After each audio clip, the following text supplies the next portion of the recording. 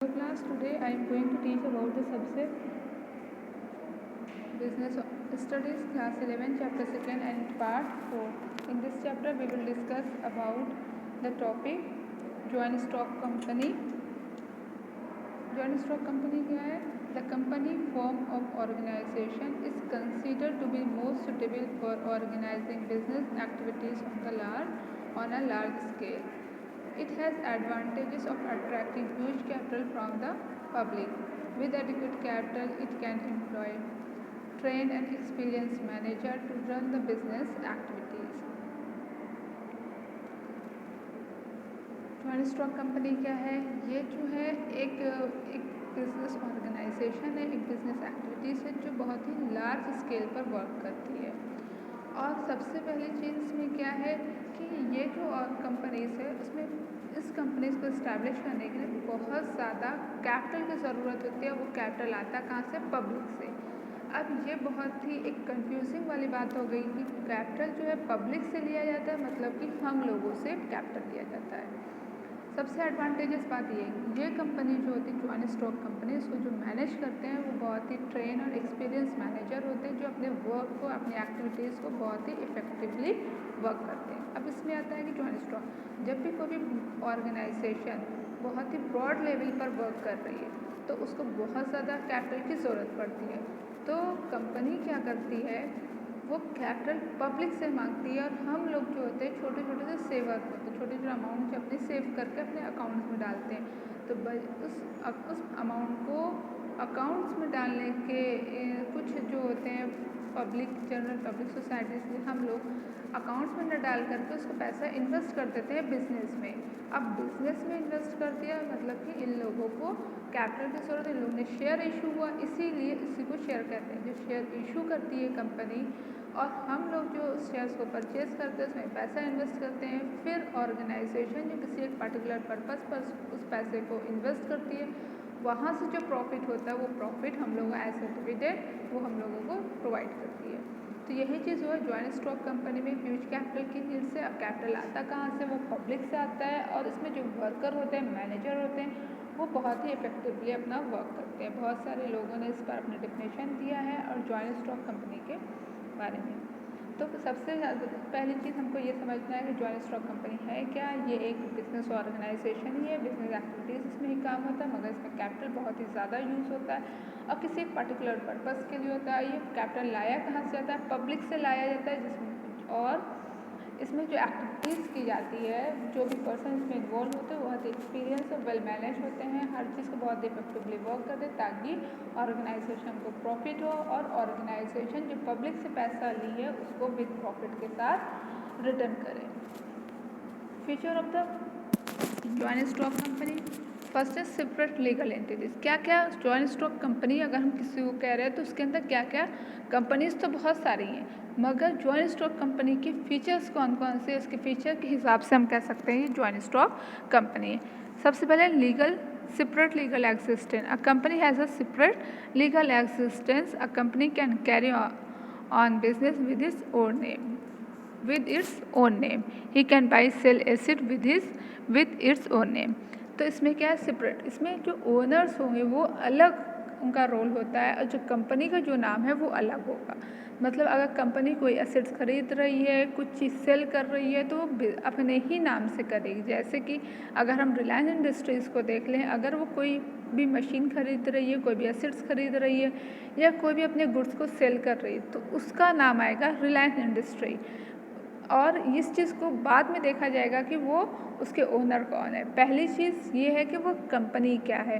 तो इसीलिए जो जॉइंट स्टॉक कंपनी होती है वो अपने ओनर से एक सेपरेट है। तो इसीलिए कंपनी जो है वो सेपरेट लीगल एंटिटी कहेंगे। जो भी जॉइंट स्टॉक कंपनी होती है उसके ओनर अलग होते हैं। कंपनी खुद लायबिल होती है इस चीज़ को कि वो सामान को खरीदे, सेल करे और कॉन्टैक्ट करे किसी आउटसाइडर्स के साथ और वो अपना गुडविल इंक्रीज़ करे। सेकेंड है artificial person.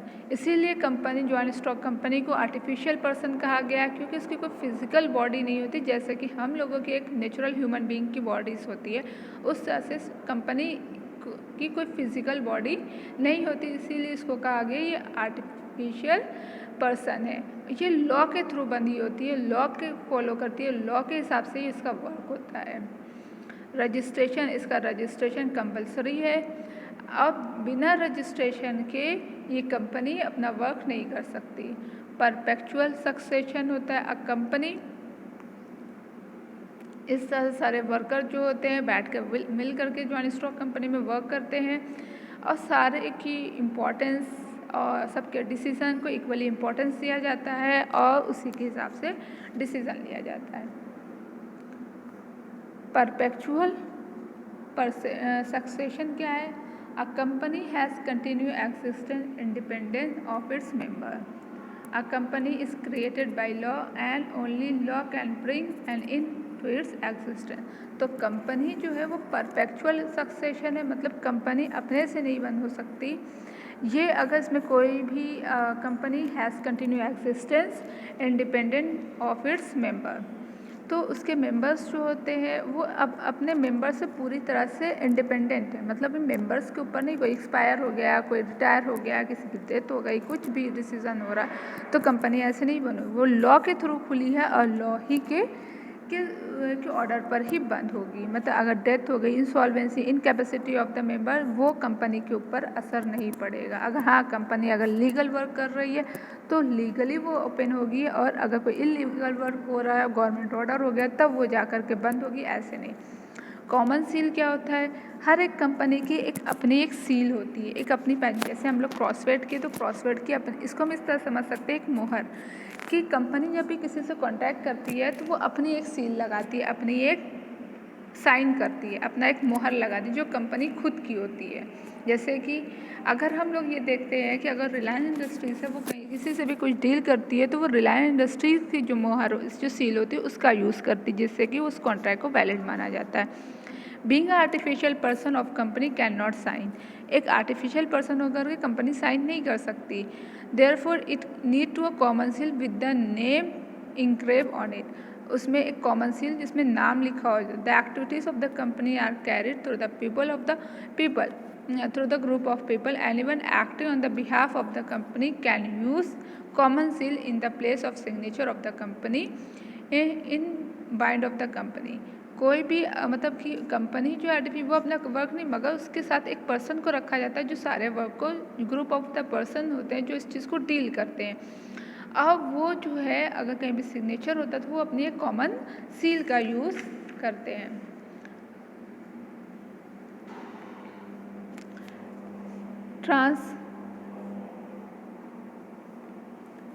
Transferability of share, the capital of the company is divided into share।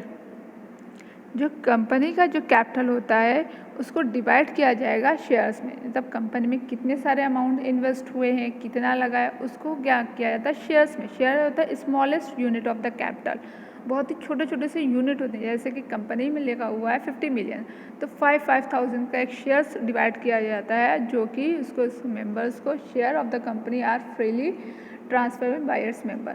अब कोई भी कंपनी, कोई पर्सन है, उसने अपना शेयर दूसरे मेंबर्स को दे दिया, दूसरे चीज़ को दे दिया, तो वो अपने आसानी से अपने क्या अमाउंट को, अपने शेयर्स को ट्रांसफ़र अपने मेंबर्स को कर सकते हैं। और जो भी उस शेयर्स को खरीदता है उसको शेयर होल्डर बोला जाता है। A share holder is free to withdraw his membership from the company by selling his share. अगर कोई भी पर्सन है वो अपने शेयर दूसरे पर्सन को सेल कर सकता है और अपने आप को वहाँ से विड्रॉ निकाल सकता है। तो आपने तुम शेयर को भेज दी, तुम्हारे अंडर ओनरशिप खत्म हो गई, तो तुम आसानी से उसको ट्रांसफ़र करके दूसरे पर्सन को दे सकते हो। सेकेंड है separation of ownership and control. The company form of business is owned by the share holder. इसका जो कंपनी का मेन ओनर होता है वो शेयर होल्डर होता है। A share holder elect their representative which are called director.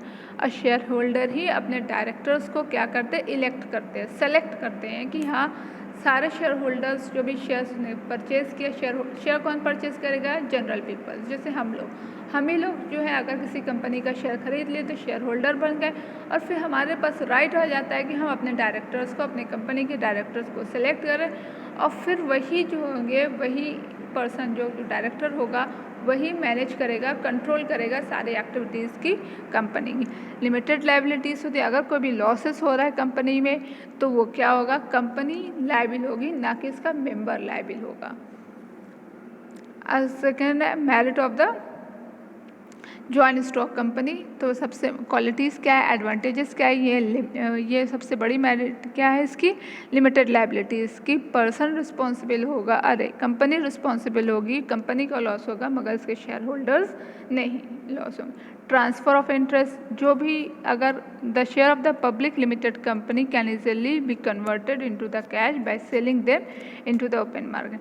अभी कोई भी पर्सन है जो शेयर होल्डर है किसी कंपनी का और वो आसानी से अगर अपने आप को शेयर होल्डर नहीं बनना चाहता किसी भी कंपनी का, पब्लिक कंपनी का, तो वो अपने शेयर्स को दूसरे पर्सन को ट्रांसफ़र करके और कैश उससे ले सकता है। तो आसानी से ये ट्रांसफ़र हो जाएगा और उस पर हमें कैश मिल जाएगा। परपेचुअल एक्सिस्टेंस है, जल्दी ख़त्म नहीं होने वाला होता है कंपनी, क्योंकि ये लॉ के थ्रू बना होता है और लॉ ही के थ्रू ये ख़त्म होगा। स्कोप ऑफ एक्सपेंशन, हाँ एक्सपेंशंस जो होगा अगर as compare to the sole proprietorship a partnership form of the organization, company has a huge financial resources from the public as well as the through the loan from bank and financial institution।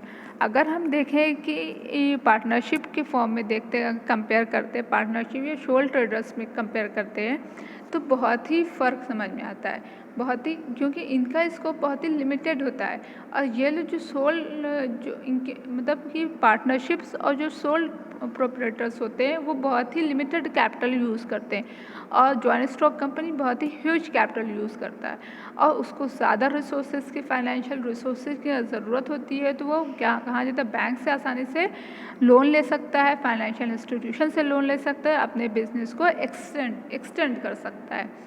Professional management, जो इसका management होता है वो बहुत ही professionally manage किया जाता है, क्योंकि जो वर्कर, जो एम्प्लॉयज़ इसमें सेलेक्टेड होते हैं वो बहुत ही एक्सपीरियंस होते हैं, एक्सपर्ट होते हैं अपने वर्किंग में और इसीलिए इनका वर्क बहुत ही इफ़िशिएंटली वर्क किया जाता है और ज़्यादा जो मेन ऑब्जेक्टिव होती है प्रॉफिट अर्न करना, उस पर मेन फोकस होता है और ये लोग अपने मैनेजमेंट के थ्रू, अपने अच्छे एम्प्लॉयज़ के थ्रू अपने वर्क को अच्छे से मैनेज करके और अपने ऑब्जेक्टिव को अचीव कर लेते हैं।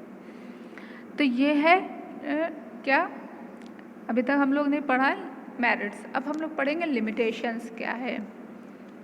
अब limitation of the joint stock company, पहली है कॉम्प्लेक्सिटीज़ इन फॉर्मेशन।